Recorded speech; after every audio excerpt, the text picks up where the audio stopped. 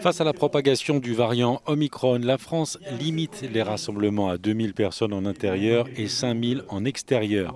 La mesure est valable pour 3 semaines.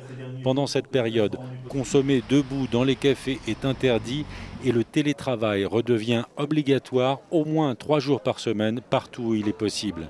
Selon le ministre de la Santé, actuellement le nombre des malades du Covid double toutes les 24 heures. Les mesures de restriction anti-Covid se renforcent également en Allemagne. Les unes après les autres, les régions limitent les rassemblements en intérieur à plus de 10 personnes vaccinées et ferment les discothèques. Il me semble que ces décisions sont justifiées et je vais m'adapter. Ça fonctionne bien. Pour ma vie privée, ce n'est pas une restriction majeure.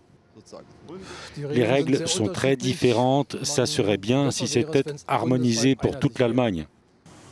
En Autriche, le confinement est toujours en vigueur pour les personnes non vaccinées et les autorités imposent maintenant aux restaurants de fermer leurs portes à 22 heures. Pour les restaurateurs, le manque à gagner risque d'être important. Fermer plus tôt, ça a toujours un coût.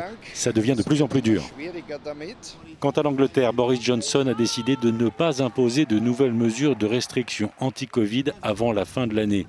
Les Anglais sont invités à se faire tester, mais les rendez-vous festifs sont maintenus, alors qu'à l'inverse, l'Écosse, le Pays de Galles et l'Irlande du Nord limitent la taille des rassemblements. Enfin, des centaines de personnes sont restées bloquées à Lisbonne, où l'aéroport était victime d'une pénurie de tests de dépistage anti-Covid.